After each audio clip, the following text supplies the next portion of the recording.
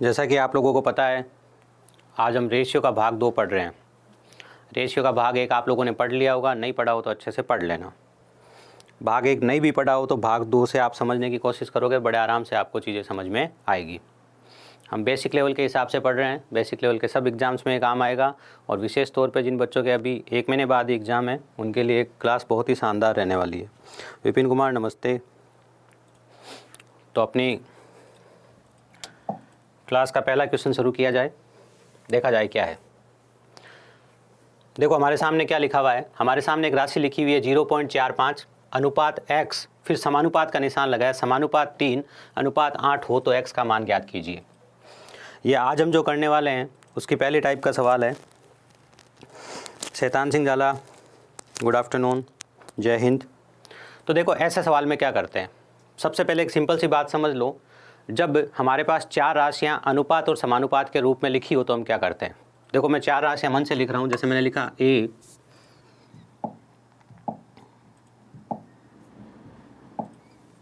जैसे मैंने लिखा a अनुपात b, फिर मैंने समानुपात का निशान लगाया और लिखा c अनुपात d। जब भी ये अनुपात और समानुपात के रूप में 4 राशियाँ ऐसे लिखी होगी तो जो अंदर वाली राशियों का गुणनफल है वो बाहर वाली राशियों के गुणनफल के बराबर होगा। अगर आप बाहर वाली राशियों का गुणा देखो तो क्या होगा, a गुणा d, और अंदर वाली राशियों का गुणा देखोगे तो क्या होगा, b गुणा c। बस यही नियम है जिसे हम फॉलो करना है, इसे हम फॉलो करेंगे, फिर हम साधारण से काम करेंगे जिससे हमारा उत्तर आएगा, जिससे हम उत्तर तक पहुंचेंगे। Kamlesh Yadav good afternoon, Saurabh Kumar ji good afternoon. ठीक है, चलिए। तो अब हमें क्या करना है, ध्यान से देखो। हमारे पास 4 राशियाँ क्या लिखी हुई है बताओ जरा। सर ये लिखी हुई है हमारे पास 4 राशियाँ, सिंपल सी। ये देखो आप, ये 4 राशियाँ लिखी हुई है हमारे पास। 0.45 पहली राशि है, अनुपात में x लिखा है, समानुपात में 3 लिखा है, अनुपात में 8 लिखा है। मुझे इसको इससे गुणा करना है, इसको इससे गुणा करना है। बात समझ में आ गई? बिल्कुल आ गई सर। अब आप 3 को x से गुणा करोगे तो 3x लिख दोगे, 3x लिख दिया सर। 8 को आपको गुणा करना है 0.45 से, बिल्कुल सर कर देंगे। सबसे पहला हम काम क्या करने वाला है, सबसे पहला काम ये करने वाला है सर, x का मान ज्ञात करना है। तो x अकेला इधर रहेगा, 3 उधर जाएगा। तो ध्यान से देखो, 8 गुणा 0.45 लिखा है और 3 उधर जाएगा तो भाग में जाएगा सर, भाग में आ गया। ठीक है, बिल्कुल सर। अब आपको देख रहे हैं, आप ये देख रहे हो कि 45 इस 3 से कट जाएगा। आप चाहें तो 2 तरीके से देख सकते हो, बात को ध्यान से सुनना। कैसे देख सकते हो आप, ऐसे देख सकते हो सर, हमारे सामने लिखा हुआ है, ये लिखा हुआ है 8 गुणा 0.45 लिखा हुआ है, बिल्कुल सर। और बट्टा में हमने 3 लिखा है। पॉइंट हटाएंगे, पॉइंट के बाद कितनी संख्या है, 2 संख्या है, तो नीचे 2 जीरो लग जाएंगे, बिल्कुल लग गए सर। अब 3 से ये 45 कितनी बार कटेगा, 15 बार। 15 को 8 से गुणा करोगे कितना आ जाएगा, 120। 15 8 120, ऊपर तो आ गया 120 और नीचे कितना लिखा हुआ है, नीचे लिखा हुआ है 100। 1 जीरो से आपका 1 जीरो कट गया, अब नीचे 1 जीरो है। तो जब नीचे 1 जीरो होगा तो ऊपर पीछे से 1 के बाद पॉइंट लगेगा। क्या कहा मैंने भाई, नीचे 1 जीरो है तो ऊपर पीछे से 1 के बाद पॉइंट लगेगा। तो पीछे से 1 के बाद आपने पॉइंट लगा दिया, 1.2 क्या आ गया, 1.2 आपका उत्तर आ गया। तो जिन बच्चों ने सी उत्तर दिया है उनका उत्तर बिल्कुल सही है। आई होप आपको पहला सवाल समझ में आया है। पुनीत जी गुड आफ्टरनून, दिव्यांश जी गुड आफ्टरनून। चलिए अब हम दूसरे प्रश्न की बात करते हैं। ऐसा ही प्रश्न दूसरा है हमारा, बस हमें इसमें प्रैक्टिस करने का मौका मिल जाएगा। देखो अभी क्या करना है, आप खुद बताओ सर, आप खुद क्या बताओ। बाहर वाले को बाहर वाले से गुणा कर दो लो, और उसको इस तरफ लिख देते हैं। कोई फ़र्क नहीं पड़ेगा आप किस तरफ लिख रहे हो, उससे कोई फ़र्क नहीं पड़ेगा, है ना। तो 0.35 का मैंने गुणा कर दिया किससे, 6 से, और 5 का गुणा कर दिया मैंने x से, तो लिख दिया 5x। अब मुझे x का मान ज्ञात करना है तो x को यहाँ रखूँगा, 5 बटा में लेके जाऊँगा। ठीक है, लो सर, 35 गुणा 6।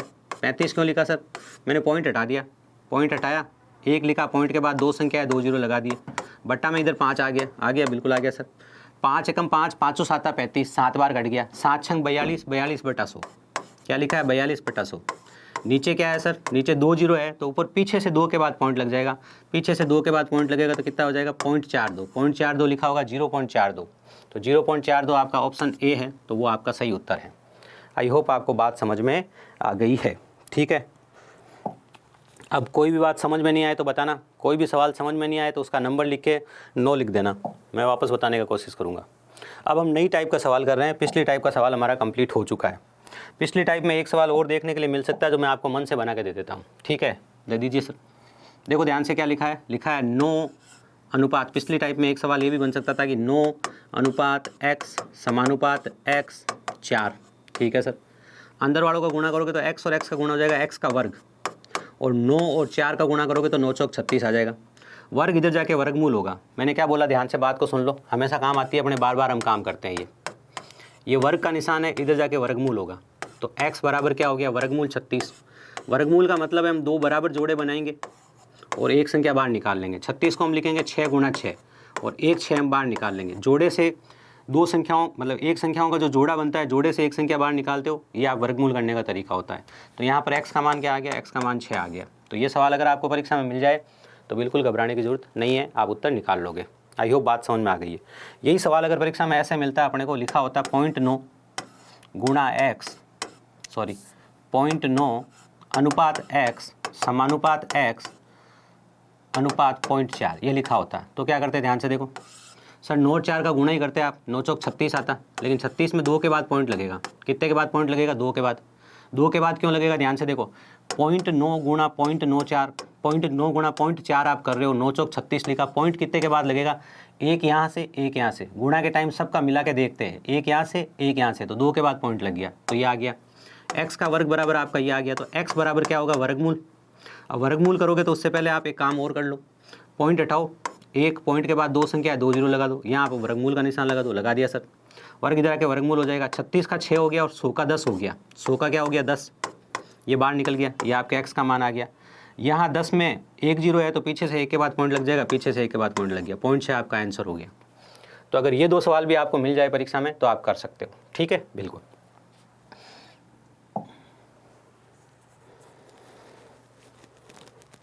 Thank you thank you Kamlesh जी।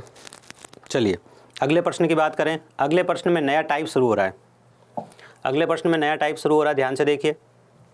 9, 21 और 123 का चतुर्थ अनुपाती ज्ञात करो। देखो, चतुर्थ अनुपाती का सवाल, तृतीय अनुपाती का सवाल, मध्य अनुपाती का सवाल, ये 3 तरह के सवाल आएंगे। पहले हम चतुर्थ अनुपाती के बारे में जानते हैं कि जब प्रश्न में चतुर्थ अनुपाती लिखा होगा ज्ञात करो, तो हमें क्या करना होगा।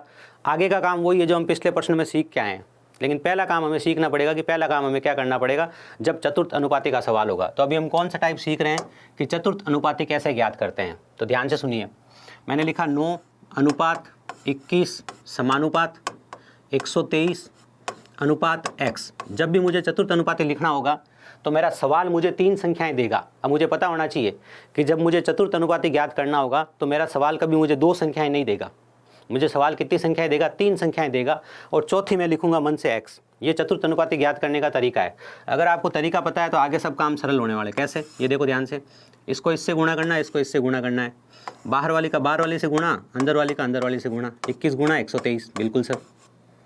अब हमें क्या करना है सर, x का मान ज्ञात करना है, तो 9 बट्टा में जाएगा।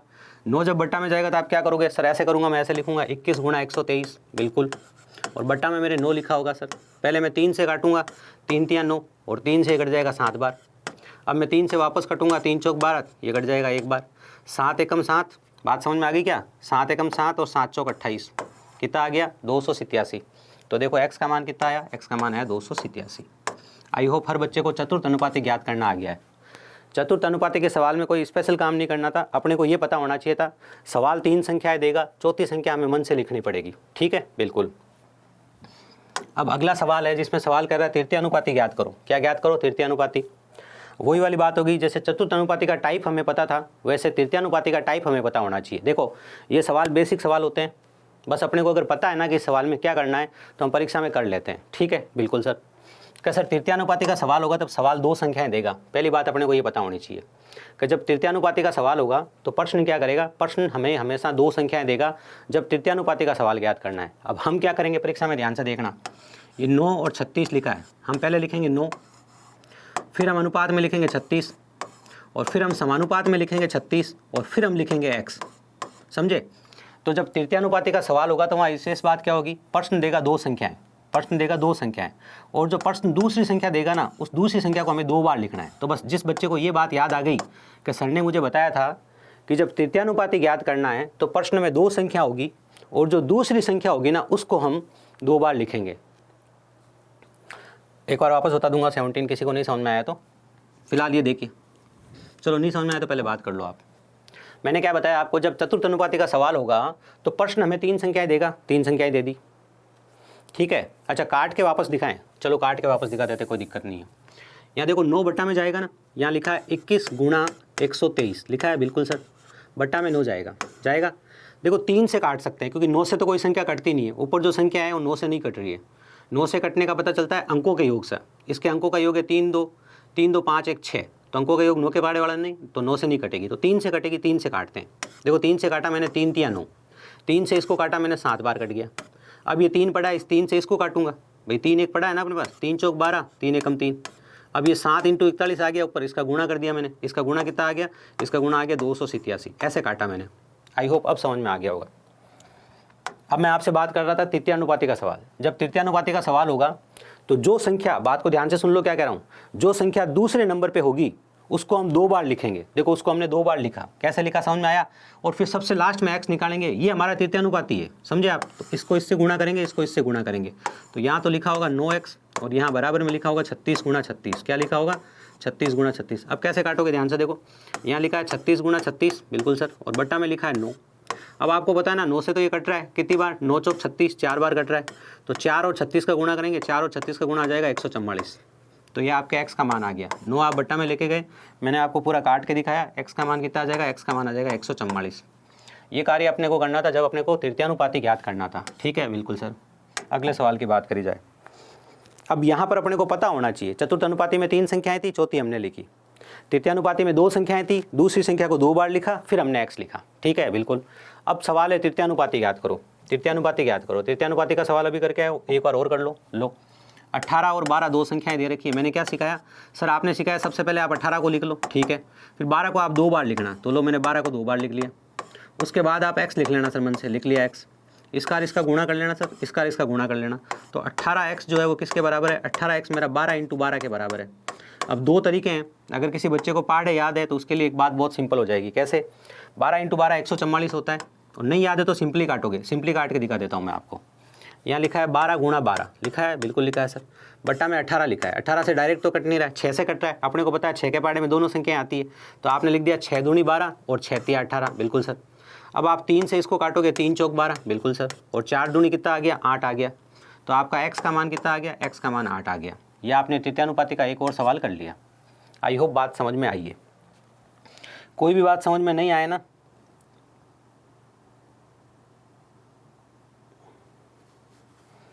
बहुत अच्छे, बहुत अच्छे।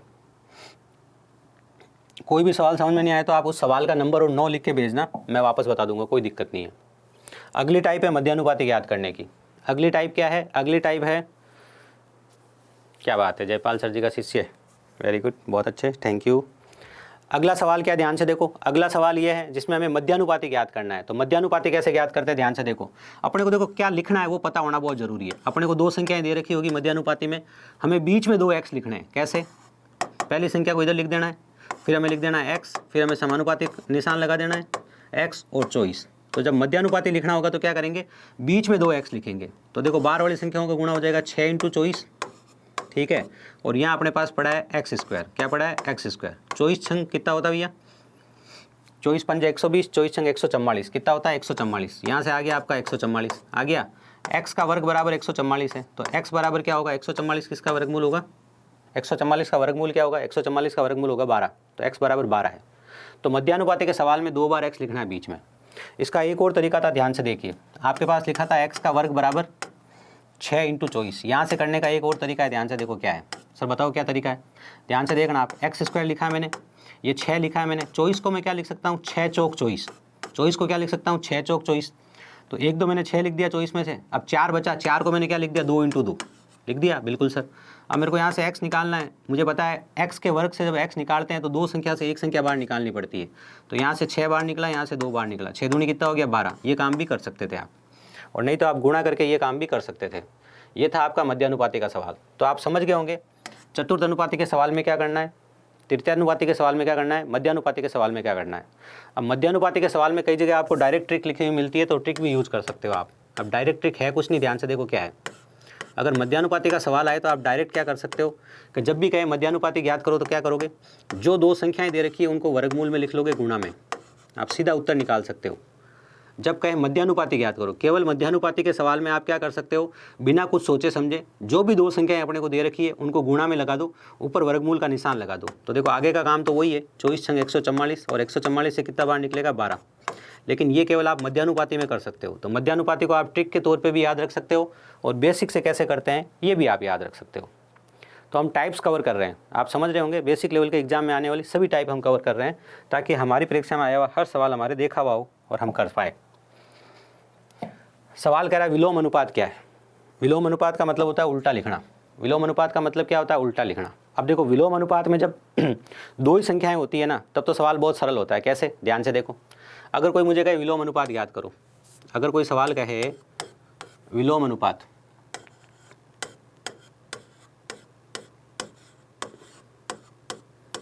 इसका एक और नाम है व्युत्क्रमानुपात। कोई कहे ना व्युत्क्रमानुपाती याद करो, तो आपको चाहे व्युत्क्रमानुपाती कहे चाहे विलोम अनुपाती का याद कहे, आपको एक तरह से उल्टा लिखना है। कैसे लिखना है? उल्टा लिखना है। अब उल्टा में ध्यान क्या रखना है? ध्यान से देखना उल्टा कैसे लिखना है। उल्टा लिखने का तरीका है, मैथ्स का तरीका है। यूँ नहीं आप किसी सिंपली उल्टा लिख दोगे। कैसे? ध्यान से देखो। अगर 2:3 का आपको विलोम अनुपात याद करना है तो बहुत सरल है, कोई दिक्कत ही नहीं है, 3:2 होगा। अगर 4:3 कहीं लिखा है विलोम अनुपात याद करना है तो 3:4 होगा। मतलब दो ही संख्याएं हो अनुपात में तब तो कोई दिक्कत ही नहीं है। हमारे पास लिखा है 12:11, इसका विलोम अनुपात या व्युत्क्रमानुपात क्या होगा? 11:12। तो जब दो संख्याएं हो तो कोई दिक्कत की बात नहीं है, ठीक है सर। लेकिन जब तीन संख्याएं हो तो अगर तुम ऐसे लिख दोगे ना कि 4, 5, 8 है, मैं इसको 8, 5, 4 लिख दूं, परीक्षा में अगर किसी बच्चे ने डायरेक्ट ये लिख दिया तो उसका उत्तर गलत हो गया। बात समझ रहे हो मैं क्या कह रहा हूँ? अगर किसी बच्चे ने ऐसे लिख दिया 8, 5, 4 तो उसका उत्तर गलत हो गया, क्योंकि दो संख्याओं का उल्टा आप सीधा सीधा ऐसे लिख सकते हो। लेकिन तीन संख्याएं हो और आपको विलोम अनुपात याद करने के लिए कहे या व्युत्क्रमानुपात याद करने के लिए कहे तो आपको संख्याओं को ऐसे लिखना पड़ेगा 1/4, उल्टा ऐसे लिखना पड़ेगा व्युत्क्रमानुपाती के रूप में 1/5 और 1/8, ये ऐसे। अब क्या करेंगे सर? अब देखो सर कहानी सिंपल सी है, इनका एलसीएम लेंगे हम। किसका? हर का। 4, 8 और 5 तीन संख्याएं, 8 × 5 = 40, 40 इसका एलसीएम आया। अगर कोई एलसीएम गलत भी ले लेगा तो कोई फ़र्क नहीं पड़ेगा, ठीक है। क्या सर गलत ले लूँगा तो कोई फ़र्क नहीं पड़ेगा? नहीं, गलत भी ले लेगा तो कोई फ़र्क नहीं पड़ेगा इस पर्टिकुलर सवाल में।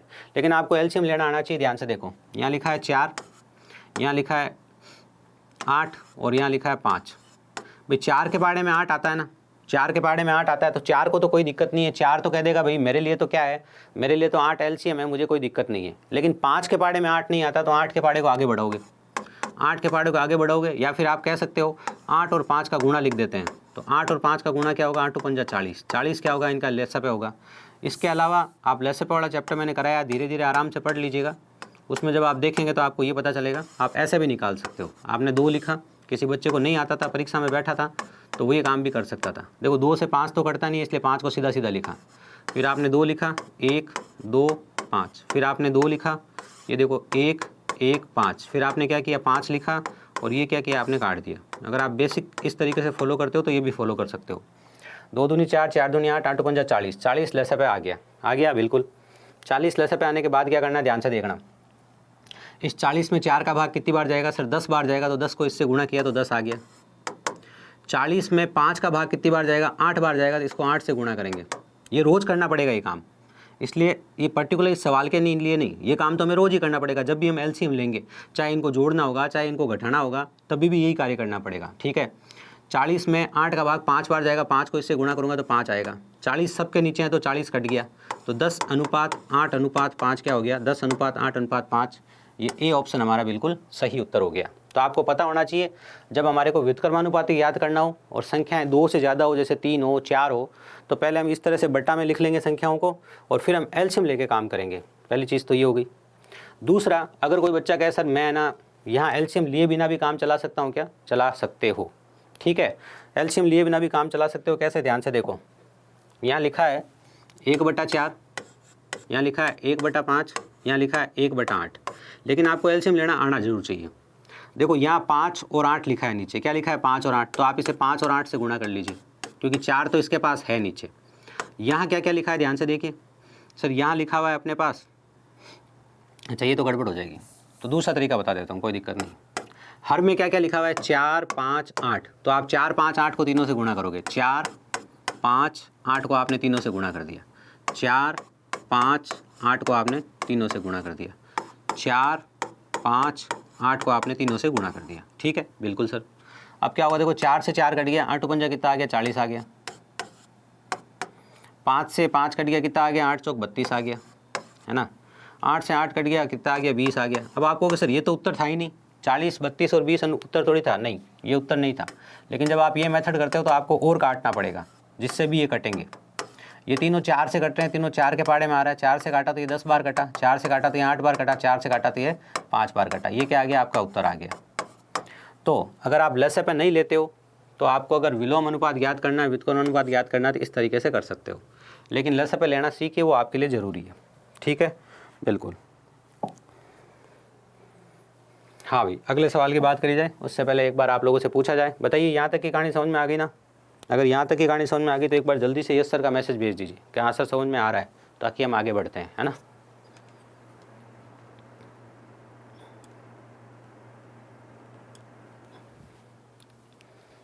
Ram Ram, good afternoon, welcome welcome all of you. अक्ष कुमार जी वेलकम।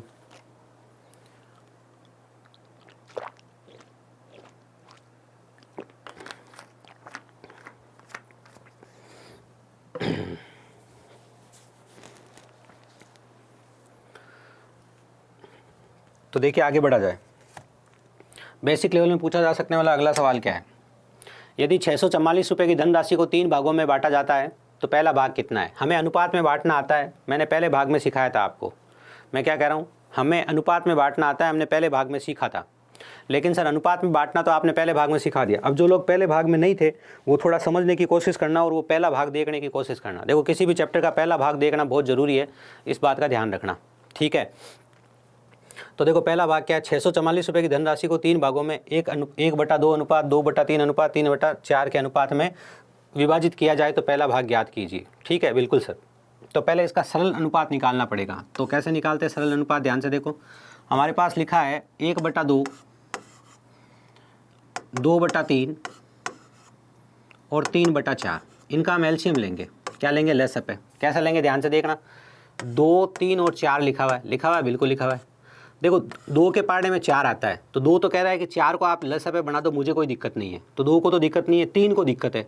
3 को दिक्कत है तो 4 के पाड़े को आगे बढ़ाओ, 4 दूनी 8। अभी भी 3 को दिक्कत है, 3 के पाड़े में 8 भी नहीं आता। 4 तिया 12 आता है इसके पाड़े में, इसलिए ये हो गया पहली बात। दूसरी बात आप क्या सोच सकते थे, जिन बच्चों ने थोड़ी गणित सीख ली है, इससे पहले वाला चैप्टर भी अच्छे से पढ़ा है, वो क्या सीख सकते हैं, 2 और 4 का लसअप है कितना होता है, 4 होता है, क्योंकि 2 के पाड़े में 4 आता है। ठीक है, बिल्कुल। साथ में 3 लिखा है। मैंने कहा था 2 ऐसी संख्याएं हो जिनमें आपस में कुछ भी नहीं कटता हो तो उनका गुणा ही लसअप होता है। मैंने क्या बोला, वापस सुनो। मैंने कहा आपके सामने जब भी 2 ऐसी, क्वेश्चन नंबर बताना पड़ेगा। अगर आपको नहीं समझ में आया तो क्वेश्चन नंबर लिखिए साथ में कि सर ये क्वेश्चन समझ में नहीं आया। आप ऐसे कह दोगे नहीं समझ में आया तो फिर वो तो उसमें आधे घंटा चला गया है ना। पर्टिकुलर क्वेश्चन नंबर लिखना पड़ेगा। और मैंने कह रखा जिस बच्चे को जो भी क्वेश्चन नहीं समझ में आए वहाँ पर वो मैसेज करें। ठीक है, देखो लसअप कैसे निकालते हैं। 2 संख्याओं का गुणा ही उनका लसअप होगा। कब, जब इनमें कुछ भी कट नहीं रहा हो, इनमें आपस में कुछ नहीं कट रहा तो इनका गुणा ही लसअप है। तो आपने यहाँ लसअप निकाल लिया 12। सबसे पहला काम आपने कर लिया लसअप निकालने का। बिल्कुल, लसअप निकालने के बाद मैंने क्या सिखाया, 12 में 2 का भाग कितनी बार जाएगा, 6 बार जाएगा। 6 को इससे गुणा करोगे कितना आएगा, 6 आएगा। 12 में 3 का भाग कितनी बार जाएगा, 4 बार जाएगा। 4 को इससे गुणा करोगे तो 4 दूनी 8 आएगा। 12 में 4 का भाग कितनी बार जाएगा, 3 बार जाएगा। 3 को इससे गुणा करोगे तो कितना आएगा, 9 आएगा। बात समझ में आ रही? बिल्कुल। अब देखो वापस सुनना, 2, 3, 4 का लसअप आया 12।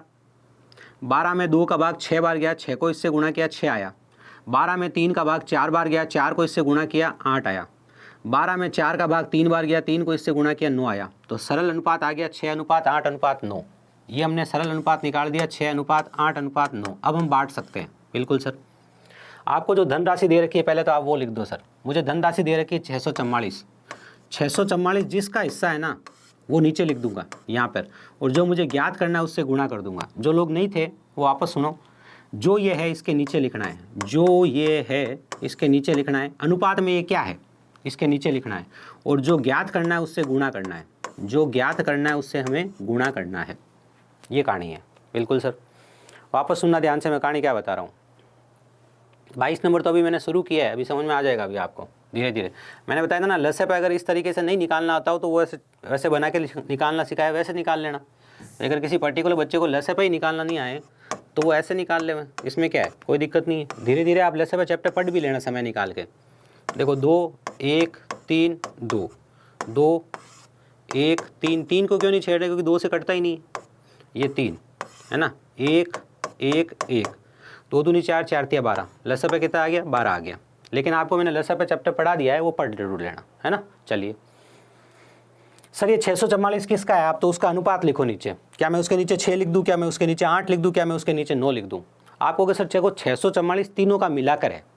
क्या है, तीनों का मिलाकर। तो तीनों का मिलाकर जो अनुपात है वो नीचे लिखो। तीनों का मिलाकर मतलब अनुपातों का योग। तो यहाँ पर अनुपातों का योग कितना है देख लेते हैं। 9 दूनी 18 और 5 23, 8 से 14 और 9 23, कितना है 23। तो 644 के नीचे मैं 23 लिखूंगा, 644 के नीचे मैं 23 लिखूंगा। लिख दिया सर। जो ज्ञात करना है उससे गुणा करना पड़ेगा सर। ज्ञात क्या करना है सर, पहला भाग ज्ञात कीजिए। तो पहला भाग कितना नजर आ रहा है सर, 6 नजर आ रहा है। तो मैंने इसे 6 से गुणा किया, ठीक है। 6 का गुणज उत्तर होगा। 6 मतलब जो 2 और 3 का गुणज होता है वो 6 का गुणज होता है, ठीक है। ऐसे यहाँ पर 2 नंबर है, ऐसी 2 संख्या है यहाँ पर जो 6 की गुणज है, इसलिए मुझे थोड़ा ज़्यादा काम करना पड़ेगा। मैंने क्या कहा उसको भूल जाओ। 23 किसी से नहीं कटता, तो 23 का भाग तो पूरा पूरा देना पड़ेगा। अब जिस बच्चे को 23 का पढ़ा नहीं आता, कोई बात नहीं, कुछ बच्चों को 23 का पढ़ा नहीं आता, तो वो क्या करेंगे, वो ऐसे करेंगे, वो लिखेंगे 644 और बट्टा में लिखेंगे, ऐसे लिखेंगे 23। 23 दूनी 46, 23 तिया 69, वो कर करके देखेंगे। 23 को 1 से गुणा, 23 को 2 से गुणा, 23 को 3 से गुणा। 23 को जब आप 3 से गुणा करोगे तो 23 को 2 से गुणा करोगे तो 46 आ जाएगा। कितना आ जाएगा, 46। 46 10 56 10 66, 1 8 4। अब आप देखोगे कितनी बार जा सकता है, लगभग 23 का भाग कितनी बार जा सकता है, 8 बार जा सकता है। अगर आप 8 बार दोगे तो कितना होगा, 8 तिया 24, हासिल लग गया 2, 8 दूनी 16 17 18, पूरा पूरा भाग चला गया, पूरा पूरा जाना ही था, ठीक है ना। तो कितनी बार कट गया, 28 बार कट गया। जिन बच्चों को 23 का पढ़ा नहीं आता है, मुझे तो आता है, मैं डायरेक्ट भी कर सकता था। कितनी बार कट गया, 28 बार। 28 इंटू 6 अब अपना उत्तर आएगा।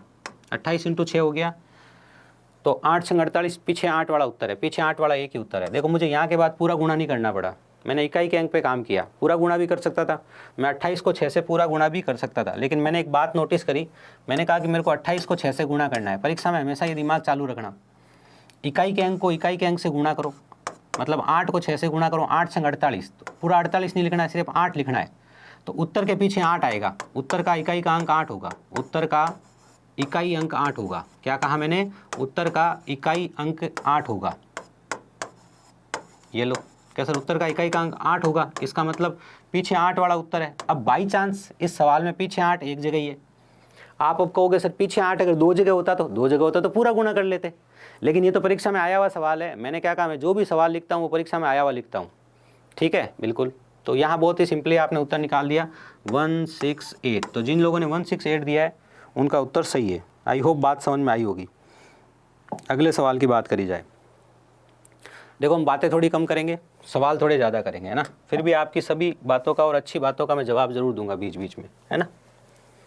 सेम सवाल है प्रैक्टिस के लिए। यदि 713 की धनराशि को 3 भागों में विभाजित किया जाए तो सी का मान ज्ञात करो। ठीक है सर, पहले तो आपको सरल अनुपात निकाल दो सर। यहाँ लिखा है 1/2 अनुपात 2/3 अनुपात 3/4। क्या सर ऐसा सवाल अभी हमने किया था। 2 और 4 का लसा पे 4 हो गया, 4 तिया 12, 12 लसा पे हो गया। कितना हो गया लसा पे, 12। ठीक है बिल्कुल सर। अब ये देखो सर 6 बार जा रहे हैं, यहाँ 6 लिख लो। ये 4 बार जा रहा है, 4 दूनी 8 लिख दो। ये 3 बार जा रहे हैं, यहाँ 9 लिख दो। तो सर हो गया आपका 6 8 9, 6 8 और 9, और 6 8 9 का टोटल कितना हो गया सर, अनुपातों का योग। अनुपातों का योग हो गया सर 23। इस बार अपने पास कुल धन कितना है, कुल धन 713 है सर। 713 के बटा में 23 लिख दो। क्यों, 713 क्या है, 713 सब का योग है, तो हमने भी अनुपातों का योग लिख दिया।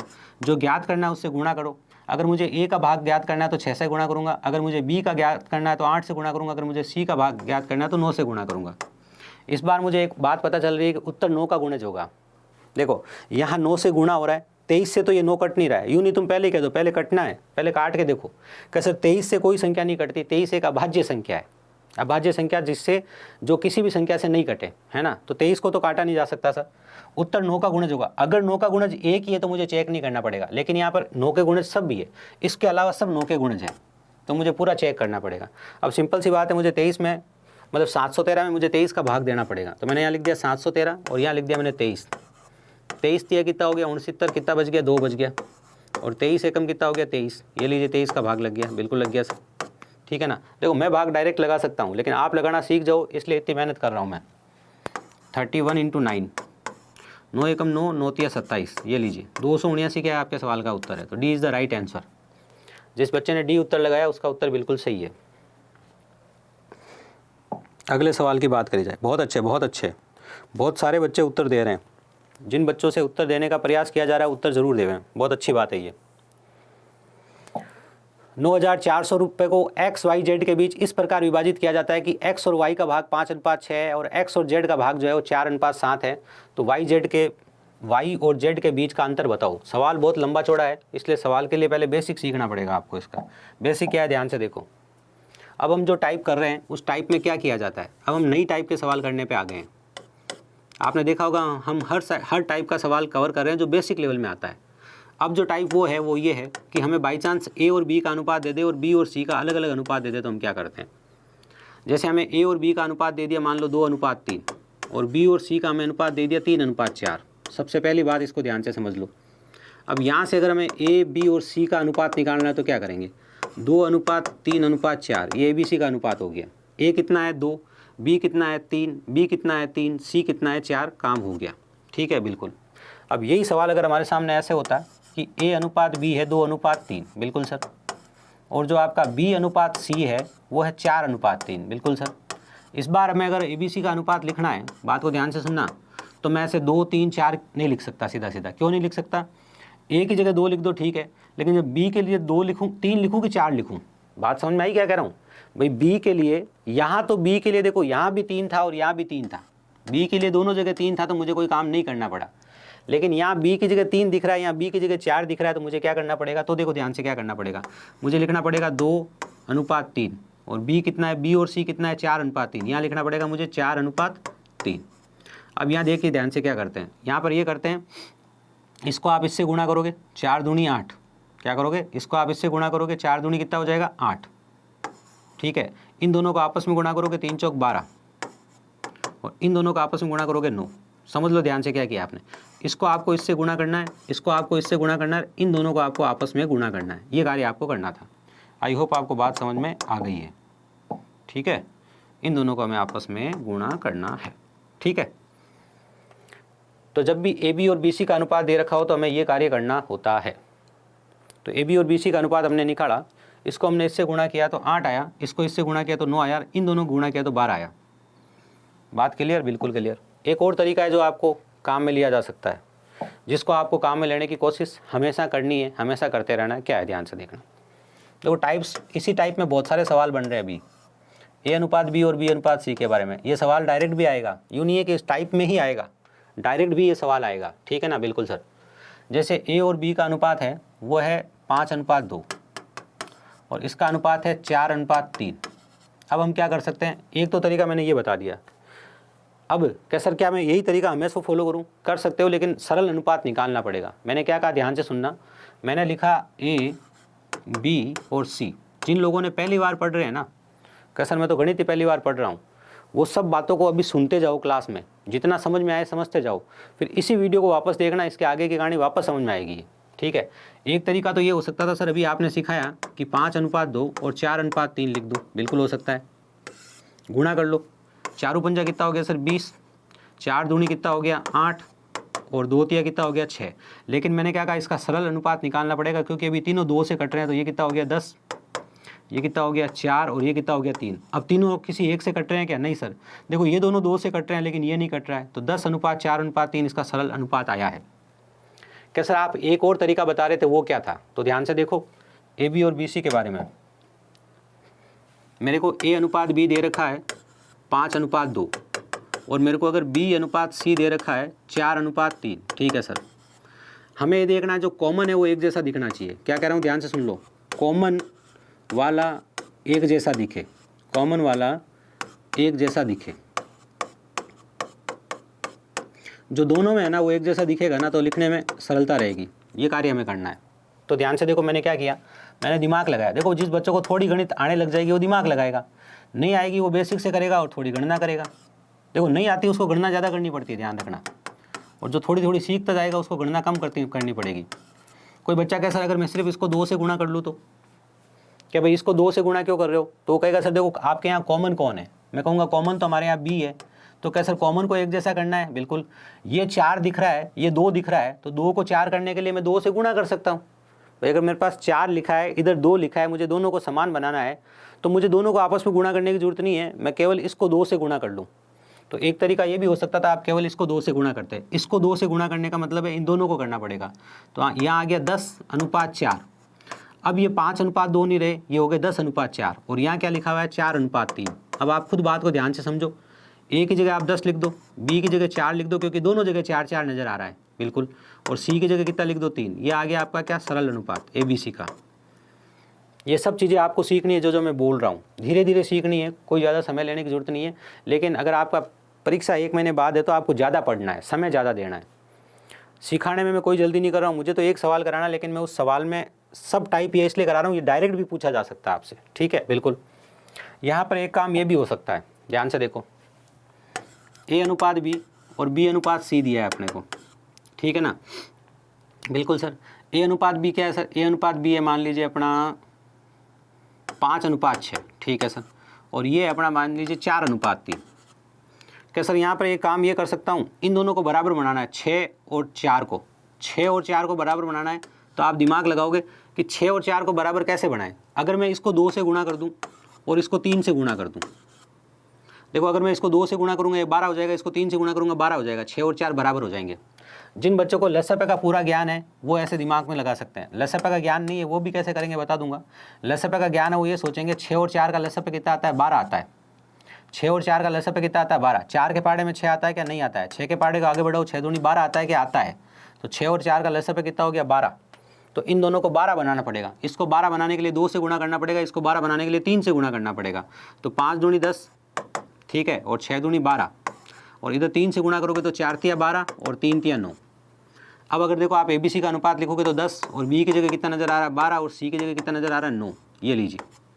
अब कोई बच्चा कहे सर मुझे ये बात कम समझ में आई है, मेरी बात ध्यान से सुनना। अगर कोई बच्चा मुझे बोलेगा कि सर मुझे ये बात कम समझ में आई है, तो मैं उसे कहूँगा घबराओ मत, आप ये कर लो, 5:6 लिख लो, लिख लिया सर, और 4:3 लिख लो, लिख लिया, ठीक है। फिर मैंने आपको क्या सिखाया, इसको इससे गुणा करो कितना आ जाएगा 20, इसको इससे गुणा करो कितना आ जाएगा 24, और इसको इससे गुणा करो कितना आ जाएगा 18। जब आप ऐसा करते हो तो सरल अनुपात निकालना पड़ सकता है लास्ट में।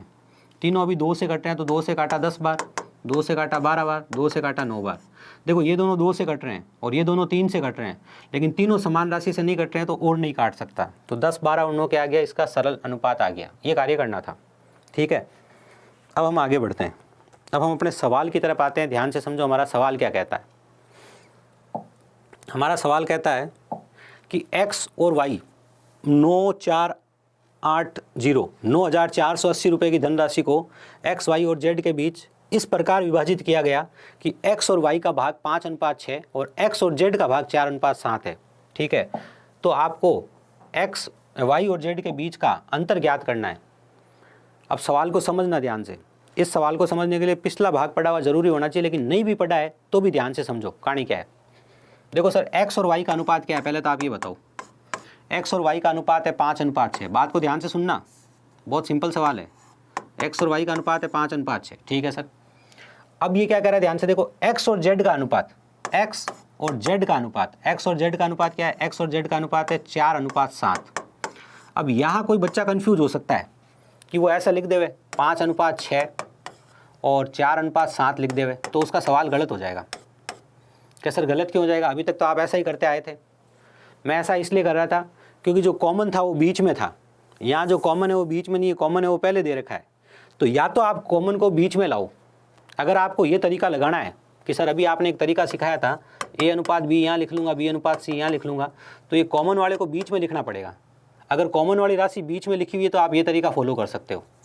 तो ध्यान से देखो फिर, क्या सर पहले तो बेसिक तरीका ही फॉलो करते हैं। तो बेसिक तरीका फॉलो करने के लिए सवाल ने कहा x और y का भाग है 5:6, हमने लिख दिया 5:6। x और z का भाग जो है वो 4:7 है, 4:7 लिख दिया। अब हमने देखो ध्यान से, हमारे पास लिखा है x अनुपात y, क्या मैं इसको y अनुपात x लिख दूं, उल्टा कर दो सर, इसमें क्या है भाई, x अनुपात y 5:6 है तो y अनुपात x क्या होगा, इसका उल्टा हो जाएगा 6:5।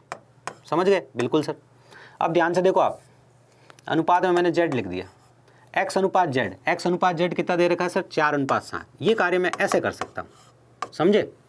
अब मेरा सवाल गलत नहीं होगा, क्यों नहीं होगा, देखो सर कॉमन कौन है, कॉमन x है, तो x को बीच में लिख दो, x को बीच में लिखने के लिए कि सर यहाँ अगर मैं इसके नीचे 4 लिखूंगा ना तो x बीच में नहीं रहेगा। x बीच में रखने के लिए देखो यहाँ तो x आगे है ही, यहाँ x पीछे होना चाहिए, तो यहाँ x पीछे होना चाहिए, इसलिए मैंने लिख दिया y अनुपात x, और y अनुपात x मैंने लिख दिया 6:5, और यहाँ हमारे पास x अनुपात z जो है वो पहले से 4:7 लिखा हुआ है। अब हमारा x बीच में है, x बीच में होना चाहिए, बिल्कुल बीच में है, यहाँ पीछे होगा और यहाँ आगे होगा तभी तो x बीच में होगा, बिल्कुल।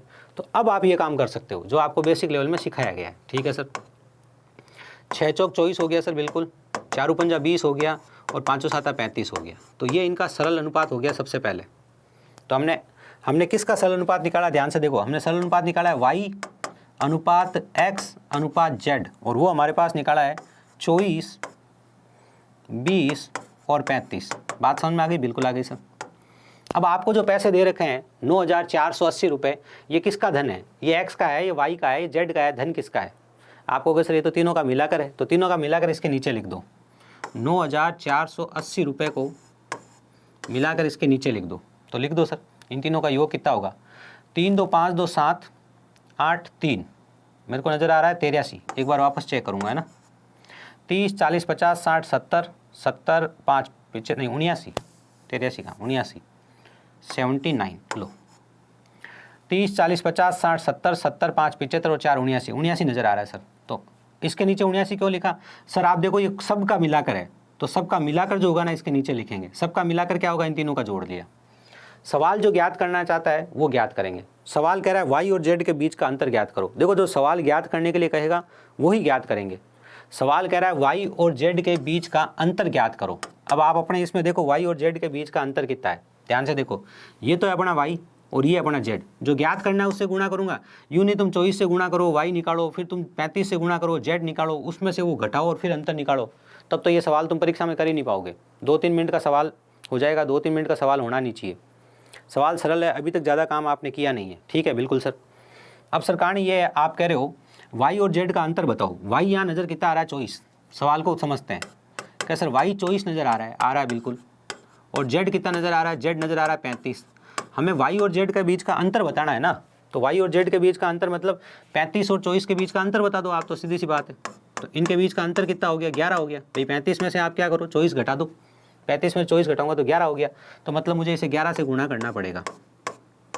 गुणा में 11 आया हुआ है, गुणा में 11, जो जिन बच्चों की गणित अच्छी है पहले उनके लिए बात कर रहा हूँ।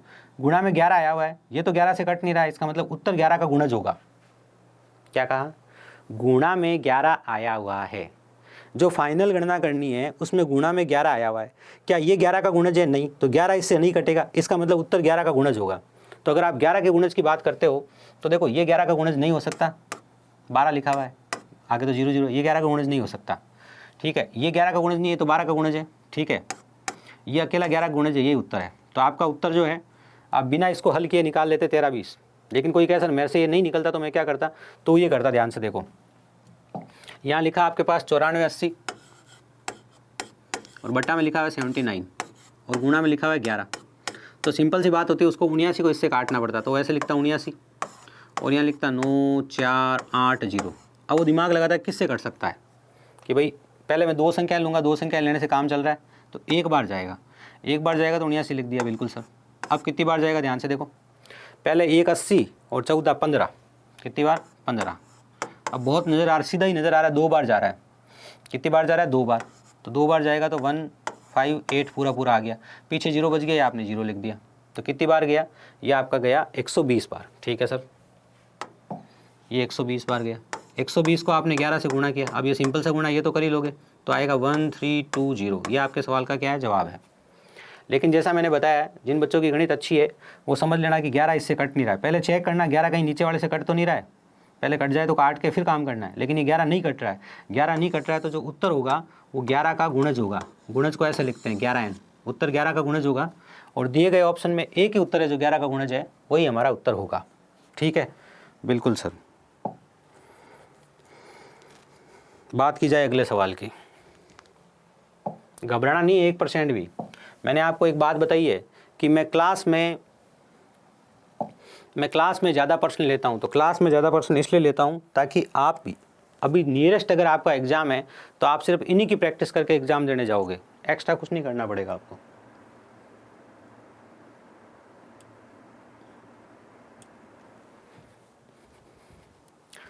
हाँ देखिए क्या लिखा है, रुपये 39,000 रुपये की धनराशि को ABC में इस प्रकार विभाजित किया जाता है कि A का हिस्सा B के हिस्से का 1/3 है और B को C से 20% अधिक धनराशि मिलती है, तो A का हिस्सा ज्ञात कीजिए।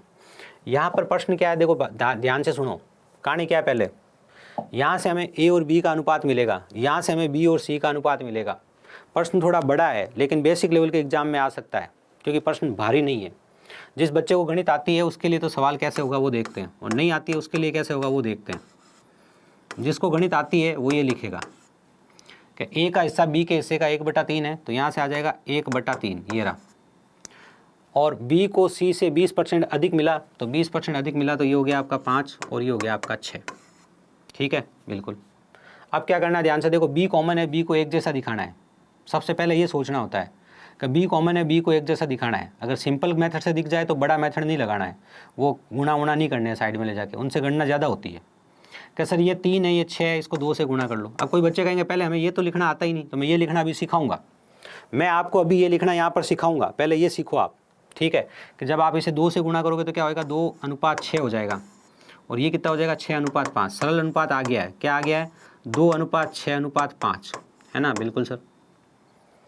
अब अपने को देखो 39,000 रुपये अपने पास कुल धनराशि है। कुल धनराशि कितनी है अपने पास, 39,000 रुपये, बिल्कुल सर। 39,000 रुपये किसके बराबर है, 6, 5, 11, 1, 13 के बराबर है। किसका हिस्सा ज्ञात करना है सर, A का हिस्सा ज्ञात करना है। A किसके बराबर है, A 2 के बराबर है। 13 तिया 39, 3 दूनी 6, 6,000 उत्तर आ गया। अब जिसकी गणित अच्छी है, ठीक ठाक है, उसके लिए सवाल 10 सेकंड का ही है परीक्षा में, 10, 20, 30 सेकंड जो भी आप अपने हिसाब से टाइम ले।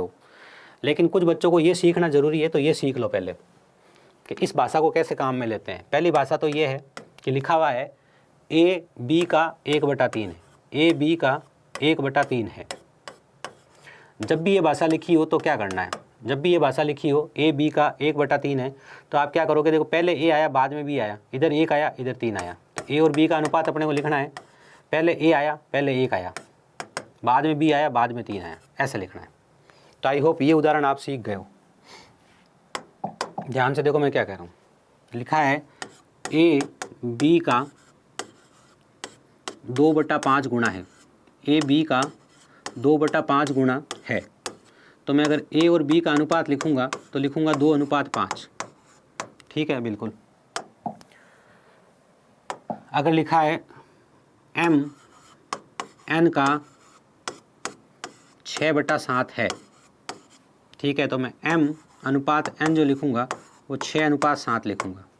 अगर मुझे कहे R P का 3 गुणा है, R P का 3 गुणा है, तो मैं देखूंगा 3 गुणा कौन है, R P का 3 गुणा है, तो कौन 3 गुणा है, R 3 गुणा है।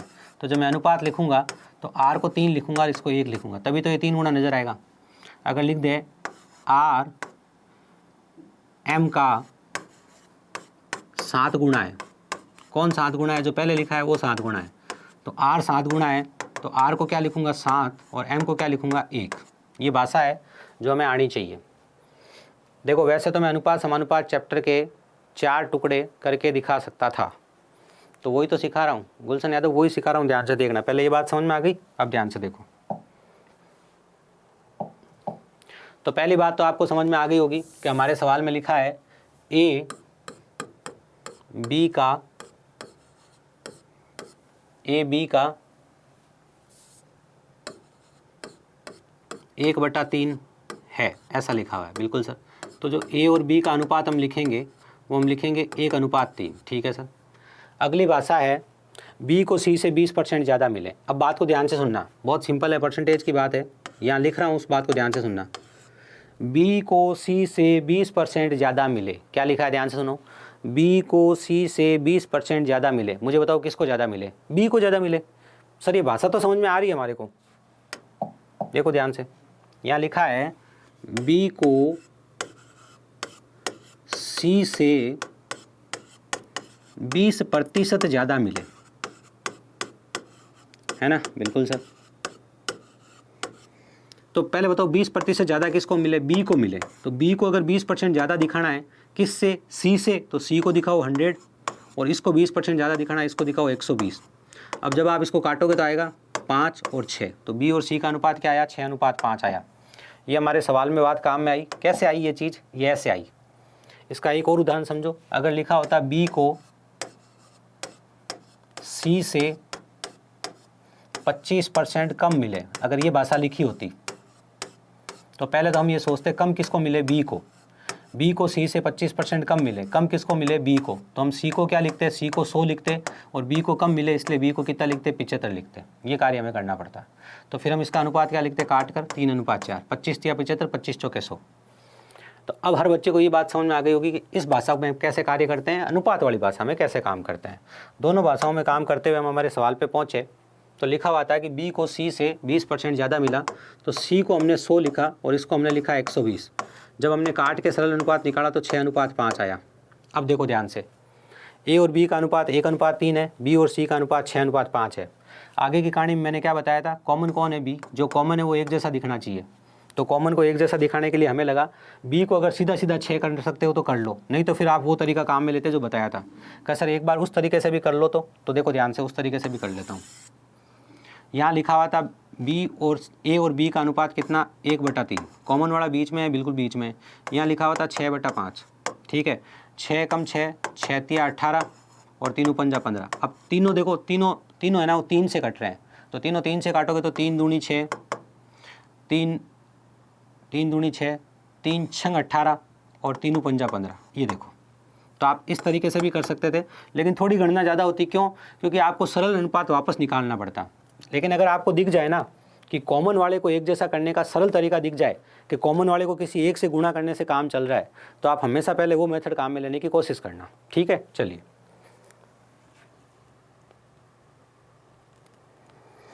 नहीं, स्पीड की कोई दिक्कत नहीं है। अपना कोर्स उस जो एग्ज़ाम है ना उस एग्ज़ाम के हिसाब से टाइम पे होगा, निश्चिंत रहो आप, है ना। जो एग्ज़ाम जिस टाइम पे है उस टाइम के हिसाब से कोर्स होगा। बेसिक सीखेंगे तो सब भाई साथ में आ जाओगे। अब जैसे आपका ये वाला बैच है 250-300 बच्चों का, जो भी ये बैच है, इसमें क्या होगा, सब लोग साथ में आ जाओगे। तो सब साथ में आ जाओगे तो फिर क्या होगा, सब साथ साथ पढ़ते रहोगे, है ना। तो निश्चिंत रहो इस चीज़ के लिए। 3P = 4Q हो और 3Q = 5R हो तो P और R का अनुपात बताओ। अगला सवाल ये है। अब इस सवाल में क्या करना होता है, ध्यान से देखो। 3P = 4Q। अब मैंने पिछले भाग में बताया था, यहाँ वापस रिपीट करूँगा, ध्यान से देखना। यहाँ लिखा है 3P, छोटा p लिखा है, 3P = 4Q, ये लिखा है बिल्कुल सर। अब आपको अगर P और Q का अनुपात लिखना है, क्या कहा मैंने? अब आपको अगर P और Q का अनुपात लिखना है, P अनुपात Q, तो आप क्या करोगे? ध्यान से देखो, जो P के साथ लिखा है उसको तो इधर ला के लिख दोगे, और जो Q के साथ लिखा है उसको आप इधर ला के लिख दोगे। ये कार्य करना है। ये मैंने पिछले भाग में बताया था, आज वापस बता दिया। जब भी दो राशियाँ इस तरह से लिखी हो बराबर में, ठीक है ना। पिछले भाग में मैंने एक सवाल ये भी बताया था कि ऐसा लिखा हुआ था 2/5 A बराबर 4/3 B, ऐसा लिखा हुआ था। तो मैंने कहा था देखो बीच में बराबर का निशान है, तो जो A के साथ लिखा है उसको इधर आके लिख दो, लिख दिया सर। और जो B के साथ लिखा है उसको इधर लाके लिख दो, लिख दिया सर। इन दोनों को आपस में गुणा करो। जब ऐसा अनुपात दिया हो, सरल अनुपात निकालना हो, तो इन दोनों को आपस में गुणा करो। 5 चौके 20 और 3 दूनी 6, कट रहा है काटो, 10:3। ये भी मैंने आपको पिछले भाग में सिखाया था, ठीक है, बिल्कुल यही उसका छोटा रूप है। ये तो कैसे सर, देखो P के साथ 3 लिखा था, 3 को इधर लिख दिया, Q के साथ 4 लिखा था, इधर लिख दिया। ऐसा क्यों करता है वो भी मैंने आपको सिखाया था कि जब 3P = 4Q लिखा हुआ है और आपको P/Q लिखना है, P/Q लिखना है, तो ध्यान से देखो, P तो यही रहा, Q इधर बट्टा में आ गया, 4 तो इधर पहले से यही रहा और 3 इधर बट्टा में चला गया, इसलिए हम ऐसा करते हैं। ठीक है, अब हमारे पास अनुपात किसका आया है? P और Q का। फिलहाल हमारे पास अनुपात किसका आया? P और Q का अनुपात आया है, ठीक है, बिल्कुल सर। अब हम किसका अनुपात निकालेंगे सर? अब हम अनुपात निकालेंगे Q और R का। तो ध्यान से देखो क्या लिखा हुआ है, 3Q = 5R, ठीक है। तो Q और R का अनुपात क्या होगा? 5 तो सर आगे आ जाएगा और 3 इधर आ जाएगा, ठीक है। P और Q का अनुपात आ गया, Q और R का अनुपात आ गया। अब PQR का अनुपात निकालेंगे, बिल्कुल निकालेंगे सर। कॉमन कौन है सर? कॉमन Q है। कॉमन कौन है? Q। तो इनको कॉमन को एक जैसा बनाना पड़ेगा। अब कॉमन को एक जैसा बनाने का तरीका देखो ध्यान से, इधर 5 है, इसको 5 से गुणा कर दूँ, इधर 3 है, इसको 3 से गुणा कर दूँ। एक तरीका ये है। इस तरीके को आप इस तरीके से काम में लेते हो। कैसे? ध्यान से देखो, P/Q/R।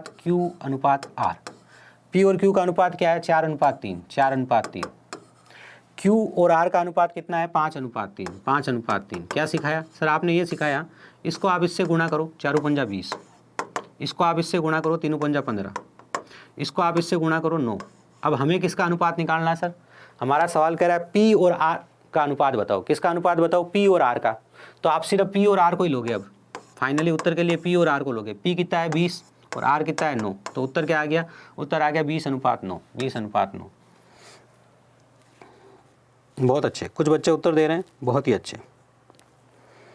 बात करी जाए हमारे अगले प्रश्न की। लीजिए फिर अगले प्रश्न की बात करते हैं। अगला प्रश्न एक नई टाइप का सवाल है और बहुत ही सरल टाइप का सवाल है। कैसे? आपको x और y का अनुपात दिया है 5:2 और आपको इसका अनुपात ज्ञात करना है। अनुपात माने बट्टा होता है, आप इसको बट्टा में लिख सकते हो। ठीक है, तो बट्टा में लिख लो, ध्यान से देखो। 8x - 9y और बट्टा में लिख लूँगा। मैं सवाल लिख रहा हूँ, अभी तो कोई स्पेशल चीज़ नहीं लिख रहा हूँ, और मैं बट्टा में लिख लूँगा 14x - 13y, है ना? बिल्कुल सर, लिख दिया। कोई दिक्कत? अभी तो सवाल लिखा है सर, दिक्कत क्या है? यहाँ आपके पास लिखा है सर x अनुपात y बराबर 5:2।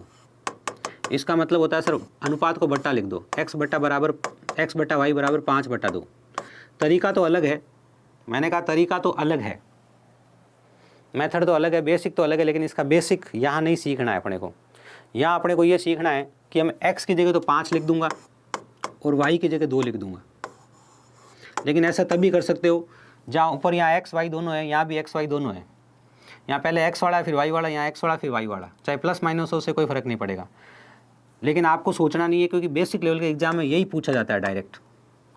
तो x अनुपात y बराबर 5:2 का मतलब है x की जगह 5 लिखना है, y की जगह 2 लिखना है। मैंने समझाने के लिए इतनी कहानी लिखी है, तुम परीक्षा में लिखने मत बैठ जाना, तुम सीधा उत्तर लिखने की कोशिश करना। कैसे? देखो सर, लिखो फिर उत्तर। x बराबर 5 है तो 8×5 40 हो गया, और y बराबर 2 है तो 9 दूनी 18 हो गया। x बराबर 5 है तो 14×5 70 हो गया, और 13 दूना कितना हो गया? 26 हो गया। ठीक है सर, इसमें से ये घटाओगे तो कितना आ जाएगा सर? 22 आ जाएगा। ठीक है, और इसमें से ये घटाओगे तो कितना आ जाएगा? पहले आप 70 में से 20 घटाओ सर, 50 आ जाएगा। फिर आप 4 और घटाओ तो 46 आ जाएगा। कितना आ जाएगा? 46। 70 में से 20 घटाया 50, फिर 6 और घटाओगे 44 आएगा। 44, 22 दूना 44, 1/2। 1/2 का मतलब हो गया 1:2। तो 1:2 क्या आ गया? आपके सवाल का उत्तर आ गया। ये कार्य आपको इसमें करना था। तो देखो कितना सरल सवाल है। अब इस टाइप का सवाल आएगा तो हर बच्चे के लिए बहुत ही सरल होगा, हर बच्चा कर पाएगा।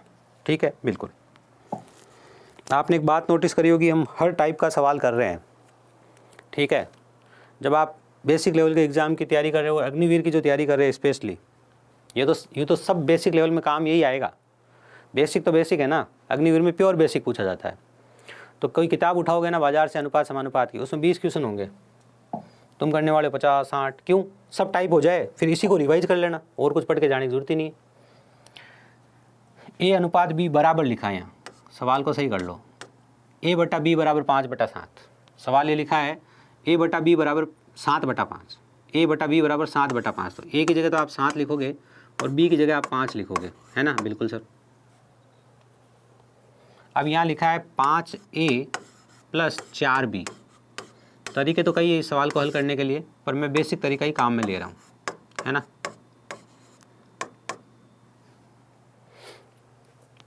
अब क्या है सर बेसिक तरीका, बता दो जरा। A की जगह 7 लिख दो, B की जगह 5 लिख दो। A की जगह 7 लिखोगे तो कितना हो जाएगा? 5×7 = 35, और B की जगह 5 लिखते तो 4×5 = 20। नीचे 35 - 20, 35 और 20 को जोड़ो, 35, 45, 55। बट्टा में कितना लिखा है? बट्टा में लिखा है 15। 5 तिया 15।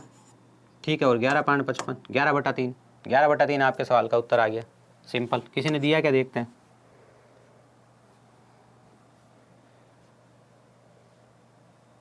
बहुत अच्छे, बहुत अच्छे। अगला सवाल देखो जरा ध्यान से। अगला सवाल थोड़ा सा स्पेशल है। x² अनुपात y² बराबर 9:25 है। ठीक है सर, और 2:x बराबर 5:15 है। तो y का मान क्या होगा? अब इस बार आपको थोड़ा सा दिमाग लगाना पड़ेगा भैया। क्या लगाना पड़ेगा? ध्यान से देखो। यहाँ से आपको क्या करना पड़ेगा? x की वैल्यू निकालनी पड़ेगी। यहाँ से आप जो भी x की वैल्यू निकालोगे वो यहाँ आप ला के रखोगे। ये काम आपको इस सवाल में करना पड़ेगा। ठीक है, कैसे करो सर? फिर करते हैं, अभी पता चल जाएगा। ध्यान से देखो, यहाँ लिख देता हूँ 2/x। अनुपात का मतलब बट्टा होता है, और बराबर में लिख दिया 5/15। अनुपात का मतलब बट्टा होता है, बटा 5/15। ठीक है, इसको काटोगे तो कितना आ जाएगा 1/3। तो 2/x बराबर कितना आ गया 1/3 आ गया बिल्कुल। 3 दूनी 6, बिल्कुल सर 3 दूनी 6, और इधर गया तो ये x, तो x बराबर कितना है, x बराबर 6 है। x बराबर कितना है 6 है। ठीक है, तो x का वर्ग बराबर कितना हो जाएगा 36। x का वर्ग बराबर कितना हो जाएगा 36। भाई x बराबर 6 है तो x का वर्ग हो जाएगा 36। ठीक है, 2/x लिखा, 5/15 लिखा, 2/x 1/3, x बराबर 6 तो x स्क्वायर बराबर 36। अब यहाँ बट्टा में लिखो x स्क्वायर, बट्टा में लिखो y स्क्वायर। ठीक है सर, बराबर में लिखो 9/25। लिख दिया, बिल्कुल लिख दिया सर। अब हमने क्या किया, ध्यान से देखो, यहाँ से हमने x का मान निकाल के ला के रखा। क्यों? क्योंकि यहाँ पर सिर्फ एक x ही अज्ञात था। जब कोई समीकरण लिखा होता है और उस समीकरण में एक ही राशि अज्ञात होती है तो पहले उसे ज्ञात कर लेते हैं। उसे ज्ञात कर लिया और ला के इसमें रख देंगे। x बराबर 6 आया, x स्क्वायर बराबर 36 आएगा, तो यहाँ मैं लिख दूंगा 36। ध्यान से देखो, यहाँ मैंने 36 लिख दिया, बिल्कुल लिख दिया सर।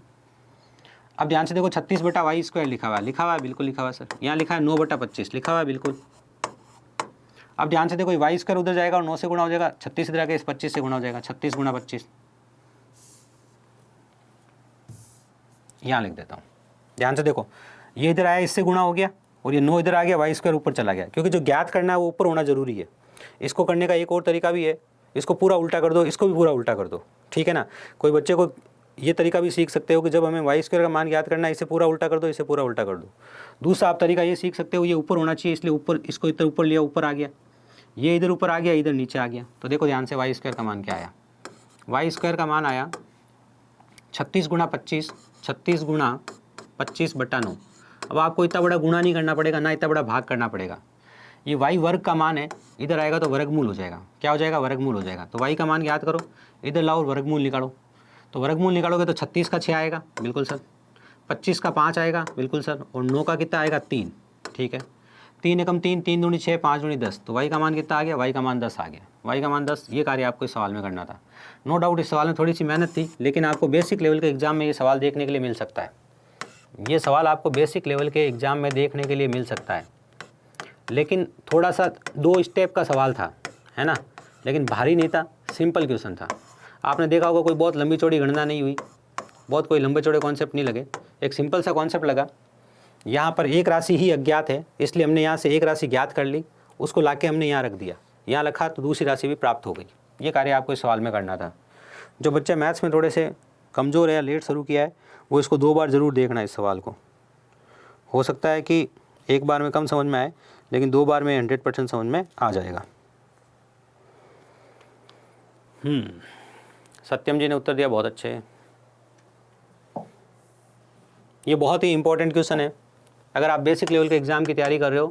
ठीक है, इस बार आपको देखने के लिए मिलेगा, ये मोस्ट इंपॉर्टेंट लिख रहा हूँ, इस बार देखने के लिए मिलेगा आपको। इंपॉर्टेंट बोला है, भारी नहीं बोला है, ये ध्यान रख लेना। यूँ नहीं तुम कहते हो भारी है सर, भारी नहीं बोल रहा हूँ मैं, तो कह रहा हूँ इंपॉर्टेंट है सिर्फ, है ना, महत्वपूर्ण है।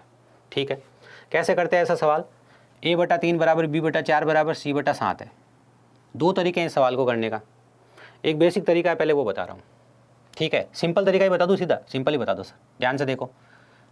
चलो बेसिक नहीं, के मान के करते हैं। कैसे, देखो a/3, पहले बताओ ये तीनों बराबर है कि नहीं है। ये तीनों बराबर है ना, तो इन तीनों को किसी बराबर राशि, इन तीनों को किसी एक राशि के बराबर रख दो जो राशि बराबर हो, बस आपका काम हो जाएगा। कि सर आपने क्या बोला, कोई भी एक राशि के बराबर रख दो इनको, आप अपने मन से किसी भी एक राशि के बराबर रख दो आप इनको। कि सर किसी भी एक राशि के बराबर रख दो इनको, हाँ किसी भी एक राशि के बराबर, जो जय श्री राम, किसी भी एक राशि के बराबर आप रख दीजिए। आप चाहो तो 1 के बराबर रख दो, इन तीनों को 1 के बराबर रख दो आप। देखो ध्यान से, क्या सर क्या बात कर रहे हो, 1 के बराबर रख दूं, हाँ 1 के बराबर रख सकते हो, लेकिन अगर आप k के बराबर रखोगे तो मामला सिंपल रहेगा। कैसे, ध्यान से देखो, a/3 बराबर k, पहले को मैंने k के बराबर रखा, तो a का मान क्या है, ध्यान से देखो, ये 3 उधर गया, इससे गुणा हो गया, a का मान आ गया 3k, क्या आ गया 3k। ठीक है सर, फिर मैंने इसको b/4 है, इसको भी k के बराबर रखूंगा। मैंने क्या कहा, ये तीनों बराबर है, इसलिए इन तीनों को बराबर किसी एक राशि के बराबर रखना है, तो मैंने k के बराबर रखा।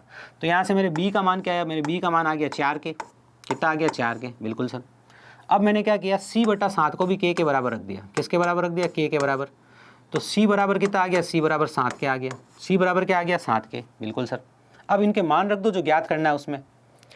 a की जगह रखोगे सर 3 के, तो a की जगह रख दिया 3 के, बी की जगह रखोगे सर आप 4 के, तो बी की जगह रख दिया 4 के, और सी की जगह रख दिया भैया 7 के, सी की जगह रख दिया 7 के, और बट्टा में सी है उसकी जगह रख दिया आपने 7 के। अब यूँ नहीं 7 के से 7 के काट दूँ सर, गुणा होता तो कटता है, प्लस नहीं कटता है, ध्यान रखना।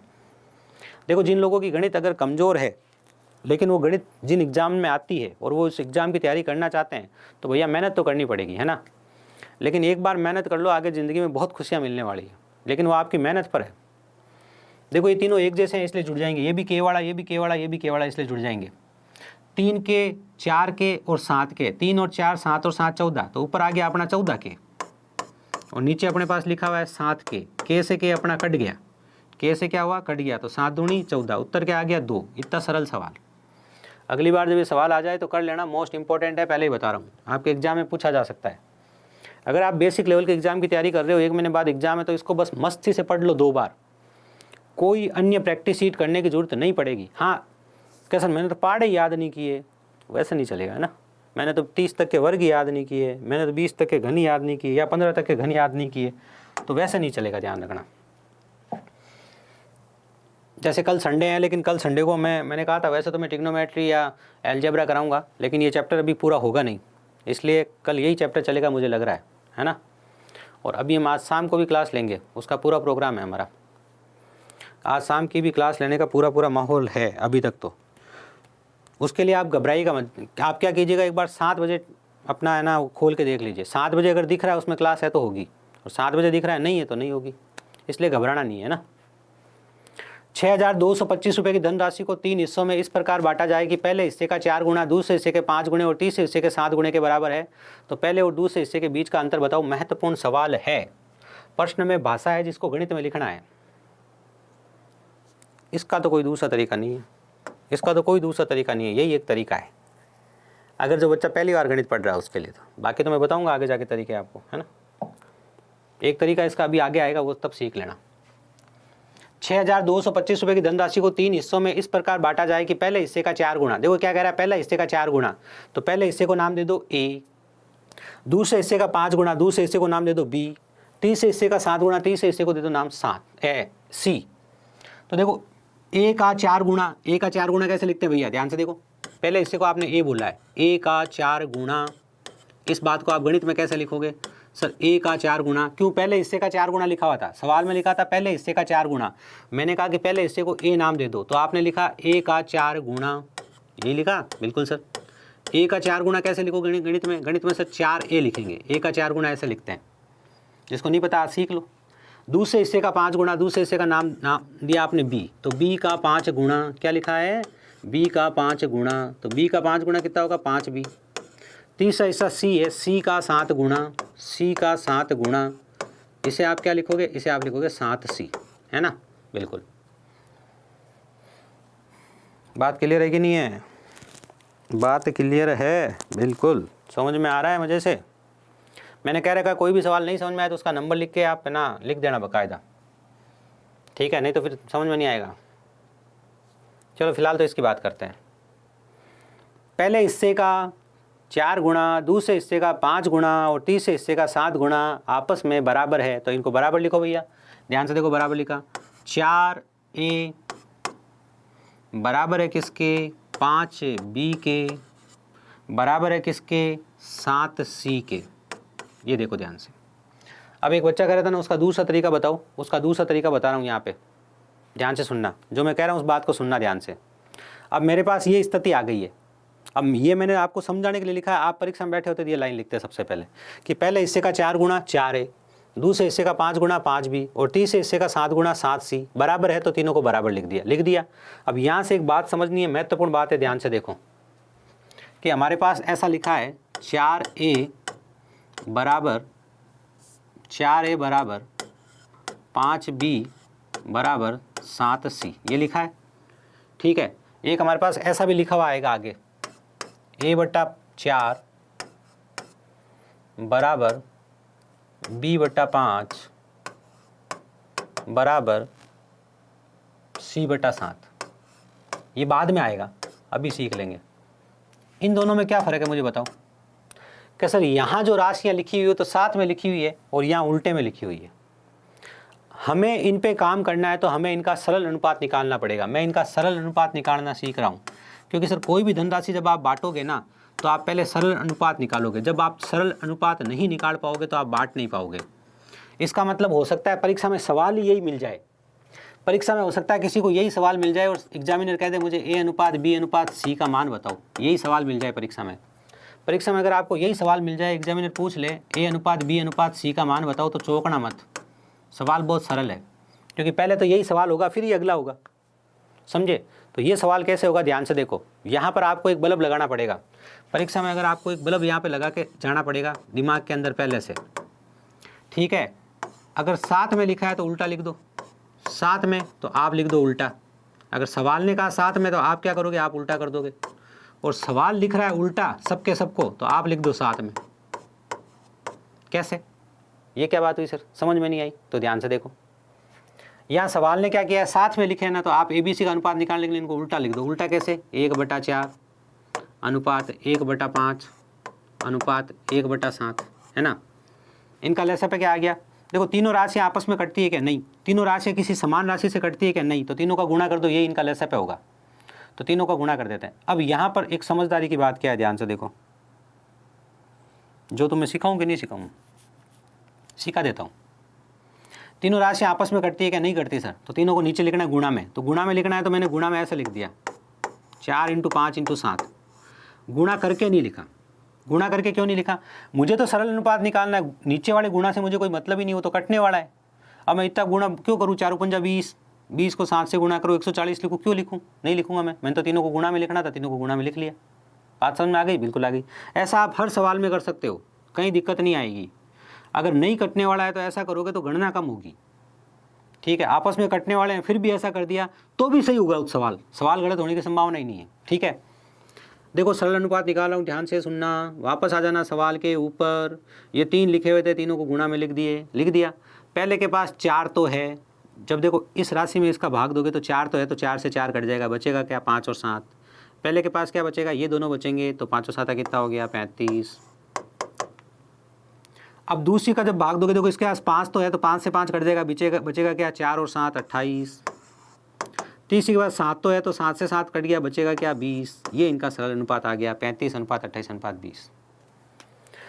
उल्टे का सीधा कैसे, जब ऐसा लिखा है तो आपको कुछ करना ही नहीं है, तीनों बट्टा में लिखी हुई है ना, तो आप बस इसको सीधा लिख दो 4:5:7। ये लो सरल अनुपात निकल गया, ये लो सरल अनुपात आ गया। तो देखो उल्टा लिखा है तो कितना सरल है, सीधा दिख रहा है तो काम करना पड़ेगा, उल्टा दिख रहा है तो सही। उल्टा से मतलब है, ये तो अपनी भाषा है, प्रश्न की भाषा नहीं है। प्रश्न की भाषा ये है कि ये बट्टा में लिखे हुए हो तो आप सीधा लिख देना इनको, और ये साथ में लिखे हो तो आप इनको बट्टा में लिखना है ऐसे, और बट्टा में लिखे फिर आप क्या करोगे, साथ में लिखा है तो आप बट्टा में लिखोगे, फिर आप सरल अनुपात निकालोगे। और पहले ही उल्टा लिखा है, बट्टा में लिखा है तो आप सीधा लिख दो। तो ऐसा लिख देता हूँ, साथ में लिखा है तो आप बट्टा में लिख दो लो, और बट्टा में लिखा है तो आप क्या करो, आप साथ में लिख दो, है ना। ये लो, ये कार्य आपको इस प्रश्न में करना है। आई होप बात समझ में आई होगी। 2a = 3b = 4c। हमें a अनुपात b अनुपात c निकालना है, तो क्या करेंगे, 1/2 अनुपात 1/3 अनुपात 1/4। तीनों का गुणा लिख रहा हूँ, 2:3:4। सही नहीं है मैं लिख रहा हूँ वो, लेकिन मेरा उत्तर गलत नहीं आएगा। मैं इनका एलसीएम लेके नहीं लिखा, मैंने तो ऐसे लिख दिया 2:3:4, तीनों का गुणा लिख दिया, नीचे लिख दिया, बिल्कुल सर। अब देखो इसके पास 2 तो है, क्या नहीं है, 3 और 4 नहीं है, तो 3 × 4 = 12 आ गया। इसके पास 3 तो है, क्या नहीं है, ये नहीं है, तो 8 आ गया। इसके पास 4 तो नहीं है, ये दोनों तक 6 आ गया। अब ये हमें सरल अनुपात निकालना पड़ेगा, तो मैं लिखूंगा 12:8:6। तीनों 2 से कट रहे हैं, 6:4:3। तो देखो ये जो चीज़ है ना, ये सब जगह काम में ले सकते हो, लेकिन बाद में सरल अनुपात निकालना पड़ेगा। अगर आपको एलसीएम आता हो तो आप एलसीएम को काम में ले लेना, कि यहाँ एलसीएम कितना होगा सर, 12 होगा। कितना होगा, 12 कितनी बार जाएगा, 6 बार। कितनी बार जाएगा, 4 बार। कितनी बार जाएगा, 3 बार। ऐसे भी कर सकते थे, ठीक है। चलिए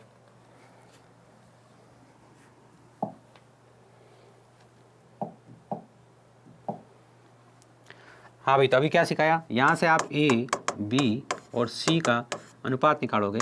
1/4 अनुपात 1/5 अनुपात 1/7। तो ABC का अनुपात आ जाएगा 7 पंजा 35, 7 चौक 28 और 4 पंजा 20।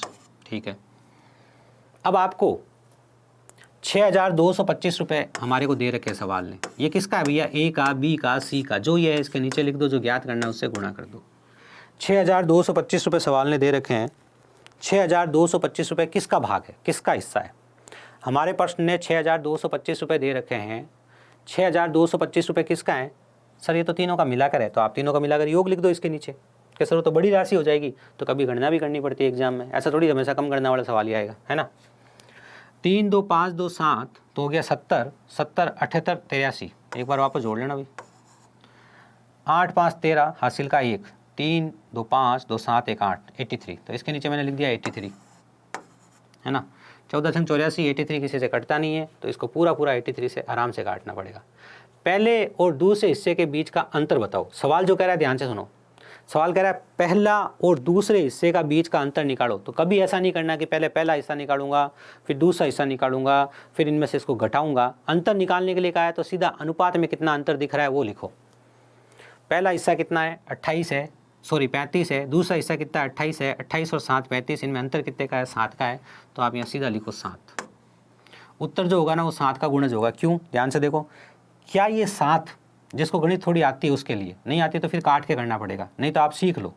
देखो गुणा में 7 लिखा है, क्या ये 7 इससे कटता है? पहले ये सोचना है कि नहीं सर 7 तो इससे नहीं कटता है। नहीं कटता है बिल्कुल, तो उत्तर 7 का गुणज होगा। ये 7 का गुणज नहीं है, ये 7 का गुणज नहीं है।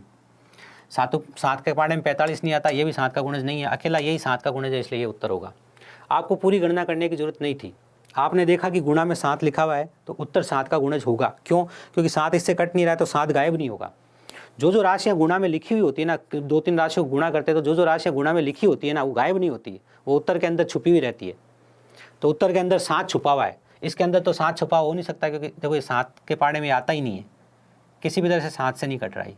ये भी 7 से नहीं कट रहा है, ये भी 7 से नहीं कटा। देखो 7 छंग 42 होता है, 3 लिखते हैं, 0 7 चौक 28 पॉइंटों में जा रहा है, तो ये तीनों नहीं कट रहे हैं, तो ये कटेगा। सीधी सी बात है कि सर आपने उससे चेक करना क्यों शुरू किया, इससे क्यों नहीं किया? अरे सरल संख्या से पहले चेक करूंगा ना। हाँ, ये तो हो गई एक कहानी। कोई कहे नहीं सर मैं तो पूरा ही निकालूंगा, तो फिर 6,225 लिखा है, 83 लिखा है, प्रैक्टिस कर लो।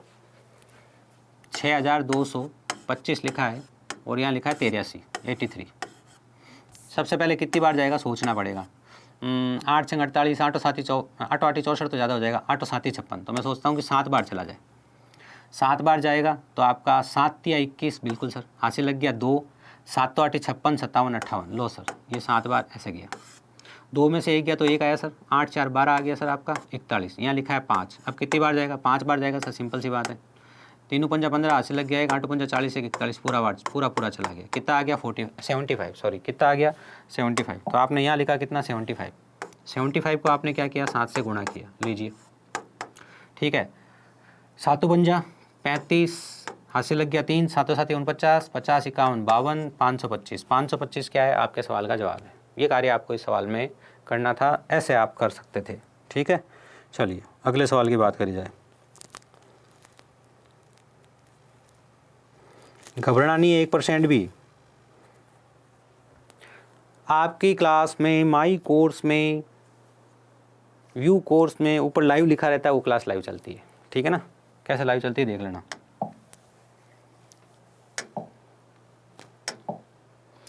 2310 लोगों को 3 पार्टियों में इस प्रकार विभाजित करें कि पहली पार्टी के 1/2, दूसरी पार्टी के 1/3 और तीसरी पार्टी के 1/6 लोगों की संख्या बराबर है। देखो पहले का 1/2, तो ध्यान से देखो पहले का 1/2 लिखा कैसे जाएगा। ध्यान से देखो, पहला ए है, ए का 1/2, पहले का 1/2। तो पहले का 1/2 का मतलब क्या? ध्यान से देखो, ए का 1/2। अब आप बताओ ए का 1/2 कैसे होगा? तो ए को गुणा करो 1/2 से, तो ए का 1/2 होगा a/2। अब ये चीज़ आपको ज़्यादा समय लगाए बिना नहीं करनी है, मैंने समझाने के लिए लिखी है। आपको परीक्षा में नजर आ जाएगा कि a का 1/2 a1 से गुणा हो जाएगा, तो क्या आ जाएगा? a/2। ठीक है। b का 1/3, दूसरी पार्टी का 1/3, दूसरी पार्टी को b बोल दिया, b का 1/3, तो b को आपको गुणा करना है किससे? 1/3 से, तो कितना आ जाएगा? b/3। कितना आ जाएगा? b/3। और c का 1/6, तीसरी पार्टी c है, c का 1/6, तो c/6 कितना हो गया? c/6। अब हमारे पास जो राशियाँ हैं ये तीनों बराबर है, पहली पार्टी का 1/2, दूसरी पार्टी का 1/6 और तीसरी पार्टी 1/3 और तीसरी पार्टी का 1/6 लोगों की संख्या बराबर है, ऐसा हमारे सवाल ने कहा था। बराबर है इसलिए इनको बराबर में लिख देते हैं, तो इनको बराबर में लिख दिया। A/2 बराबर B/3 बराबर C/6।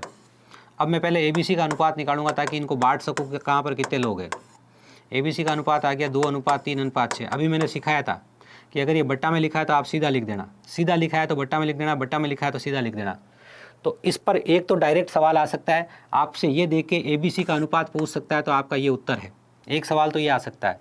दूसरा सवाल जो भाषा के रूप में आ सकता है, कैसा आ सकता है मैंने आपको लिख के दिखा दिया।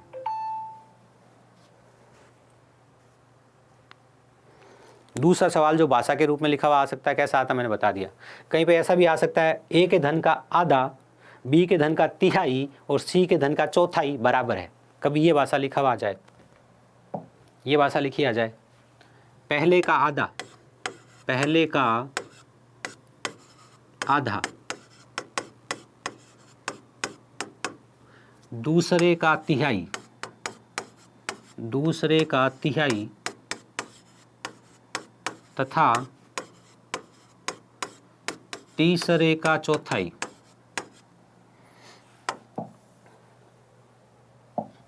तीसरे का चौथाई आपस में बराबर है।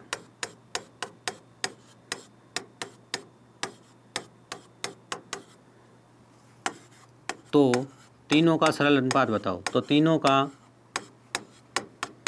सरल अनुपात बताओ। देखो पढ़ाने में कोई कंजूसाई नहीं कर रहा हूँ, सब कुछ सिखा रहा हूँ।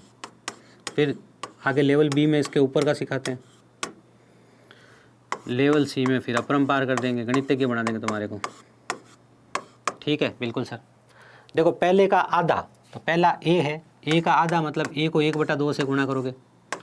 दूसरे का तिहाई, तिहाई का मतलब होता है 1/3, तो दूसरे को 1/3 से गुणा करोगे तो आ जाएगा B/3। तीसरे का चौथाई, चौथाई का मतलब होता है 1/4, C को 1/4 से गुणा करोगे तो C/4।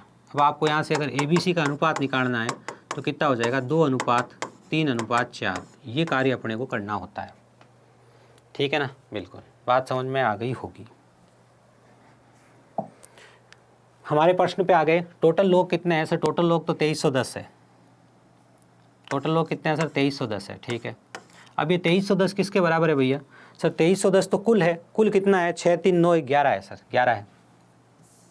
कुल कितना है? कुल 11 है सर। पहला उत्तर 4 जगह बराबर है, दूसरा उत्तर सब जगह अलग अलग है। मैं दूसरा ज्ञात कर लूँगा, दूसरे लोग कितने हैं। अब क्यों कर रहा हूँ ध्यान से देखना। यहाँ लिखा है 2310, ये सब 11 के बराबर है और मैं इसको 3 से गुणा करूँगा। अब कर आप 2 से गुणा क्यों नहीं कर रहे सर? पहली पार्टी में कितने लोग हैं क्यों नहीं निकाले? देखो परीक्षा में हमेशा स्मार्टनेस काम में लेनी है। कैसे? देखो एक, अगर मैं 2 से गुणा करूँगा ना, यहाँ 420, यहाँ 420, यहाँ 420, यहाँ 420, मुझे पता नहीं चलेगा ही नहीं उत्तर कौन सा है। लेकिन अगर मैं B निकाल लूँ, अगर मैं B निकाल लूँ तो फ़ायदा क्या है? ध्यान से देखो, B यहाँ अलग है, यहाँ अलग है, यहाँ अलग है, यहाँ अलग है, मतलब मुझे सिर्फ B निकालने से उत्तर मिल जाएगा। तीनों के मान नहीं निकालने पड़ेंगे, क्योंकि मैं थ्योरी थोड़ी कर रहा हूँ, मैं तो परीक्षा में बैठा हूँ, मुझे तो उत्तर निकालना है बस। तो ध्यान से देखो, 11 दूनी 22, बिल्कुल सर। 11 एकम 11, बिल्कुल सर। 0 3 है ना। 21 या 63, 21 या 63, 630, 630 उत्तर है। यही उत्तर सही है। क्यों? क्योंकि यहाँ 620 है, यहाँ 600 है, 650 है। तो ऑप्शन की मदद से हमने उत्तर को जल्दी निकाल लिया। और नहीं तो फिर हम क्या करेंगे, पहले इसे 2 से गुणा करेंगे, पहला निकल जाएगा, फिर 3 से गुणा करेंगे, दूसरा निकल जाएगा, फिर हम इसे 6 से गुणा करेंगे तो तीसरा निकल जाएगा। ठीक है ना। आप तीसरा भी निकाल सकते थे, तीसरे भी अलग अलग है। पहला निकालने का कोई फ़ायदा नहीं है, आप अपनी आनंद के लिए निकाल सकते हो सिर्फ। समझ गए? ये कार्य आपको इस प्रश्न में करना था। आज इसी तरह के सवाल जो है वो पूरे करके रोक देंगे आज की क्लास, है ना। और मेरे हिसाब से इस तरह के सब सवाल, एक सवाल ये इसी तरह का, अगला सवाल फिर अलग है। तो आज का फाइनल सवाल है ये, आज की क्लास का मतलब, आज की क्लास का मतलब अभी की क्लास का फाइनल सवाल है। शाम को क्लास हो सकती है, अगर होगी तो आपको 6 बजे तक ऐप में दिख जाएगी। शाम को अगर क्लास होगी तो क्लास का टाइम 9 बजे है, 9 बजे ही होगी, 9 बजे हो गई, सही रहेगी। तो अगर क्लास शाम को रखेंगे तो 9 बजे रख देंगे, पहली बात तो ये हो गई, है ना। अगर होगी तो 6 बजे के बाद टाइम, ये एप्लीकेशन खोल के देख लेना, 6:30 बजे खोल के देख लेना। 6:30 बजे अगर आपको ऊपर दिखे, आप टाइम देखना, अपना ऐप के अंदर, माई कोर्स के अंदर, व्यू कोर्स के अंदर ऊपर लाइव लिखा है, उस पर क्लिक करोगे तो देखोगे कौन सी क्लास आज लाइव हो रही है। उसमें 9 बजे की अपनी क्लास दिखेगी तो होगी। लेकिन कन्फ्यूज मत हो जाना, कल तो संडे है, कल तो सुबह 9 बजे होगी क्लास, क्योंकि संडे को शाम को क्लास नहीं होगी। आज शाम को 9 बजे हो भी सकती है, शनिवार को नहीं भी हो। कल सुबह 9 बजे तो होगी क्योंकि संडे को शाम को क्लास नहीं होगी। कल सुबह किसी को अगर दौड़ भाग करने जाना है तो कैंसिल करो थोड़े दिन अब, है ना, क्योंकि अब एग्ज़ाम पास में है। और जो बेसिक सीख रहे आराम से वो आराम से सीखो। अगर इस बार चैप्टर छूट जाए अगली बार में समझ लेना, कोई दिक्कत की बात नहीं है, ठीक है। ये फ़िलहाल मैं उन बच्चों को कह रहा हूँ जिनकी क्लास जल्दी करने की ज़रूरत है। पहले भाग का 1/5, देखो पहले भाग का 1/5 ए का 1/5 कितना आ गया भैया, a/5 बराबर है किसके, दूसरे भाग के 1/3 मतलब b/3, और तीसरे भाग का 1/11 मतलब c/11। तो यहाँ से अब जब हम a/b/c निकालोगे तो 5/3/11 आएगा, ठीक है। अब सवाल कह रहा है दूसरे और तीसरे भाग का योग बताओ। हमें 152 दे रखा है, वो तीनों का योग है। 152 क्या है, तीनों का योग है। ये 152 किसका है, पहले का, दूसरे का, तीसरे का। अरे सर तीनों का योग है तो बट्टा में तीनों का योग लिखो। 11 और 5 16 17 18 19 लिख दिया सर, ठीक है, बिल्कुल। अब ज्ञात क्या करना है वो देखो, दूसरे और तीसरे भाग का योग ज्ञात करना है। ये है सर दूसरा भाग, ये है तीसरा भाग, और दूसरे और तीसरे भाग का योग कितना हो जाएगा, 11 और 3 14। जो ज्ञात करना है उससे गुणा कर दो। 19 दूना 38, 8 बार कट गया ये, 8 × 14, 4 × 84, 14 7 98, 14 8 112। तो 112 क्या है, 112 आपके सवाल का जवाब है। यहीं तक अभी हम प्रश्न करेंगे, इसके बाद शाम को करेंगे, शाम को नहीं तो कल सुबह करेंगे। संडे को पहले मेरा मूड था कि मैं ट्रिग्नोमेट्री या अलजेब्रा सिखाऊंगा, लेकिन वो संडे को नहीं सिखाकर अब जैसे ही मंडे को या अपना जो भी नया प्रोग्राम बनेगा उसके अनुसार उस क्लास में सिखाऊंगा। क्यों, क्योंकि अनुपात समानुपात का चैप्टर वहाँ पर भी काम आएगा। मैं क्या कह रहा हूँ, अनुपात समानुपात का चैप्टर मुझे अलजेब्रा और ट्रिग्नोमेट्री में भी काम में लेना पड़ेगा। तो फिर अगर मैं यहाँ पर सिखाऊंगा नहीं तो काम कैसे चलेगा, इसलिए पहले अनुपात समानुपात का चैप्टर पूरा करेंगे। जिन लोगों के एग्ज़ाम पास में मैं उनको कह चुका हूँ, आप सिर्फ इसी चीज़ को 2 बार पढ़ लो, आपका काम हो जाएगा, है ना। और अगर आपके एग्ज़ाम का लेवल थोड़ा हाई होता है तो फिर आपको मीडियम लेवल वाला भी पढ़ना है ना। चलिए, तो बताओ आज का सेशन कैसे रहा, अच्छा लगा होगा। आई होप, आपसे उम्मीद करते हैं कि आपको अच्छा लगा होगा। जो बच्चे नए थे वो जो पहली क्लास है इसकी अनुपात, जो आज की ही क्लास में आए हैं वो पहला भाग पढ़ के आना। 128 मैंने गलत गुणा कर दिया क्या,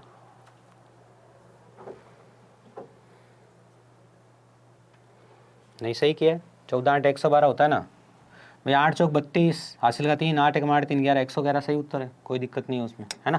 चलिए, हाँ इसकी PDF मिल जाएगी आपको। PDF आप अपनी मोबाइल ऐप में डाउनलोड कर सकते हो, मोबाइल के बाहर नहीं निकाल सकते हैं ना, कि मैं शेयर कर दूँ, व्हाट्सअप कर दूँ, वो नहीं। क्लास की PDF मिलेगी। क्लास जब लाइव क्लास होती है ना तो क्या होता है कि लाइव क्लास को प्रोसेस आने में 1-2 घंटे का टाइम लगता है। तो 1-2 घंटे बाद जब ये लाइव क्लास दिखने लग जाएगी उसके बाद इसकी PDF आपको मिल जाएगी, ठीक है।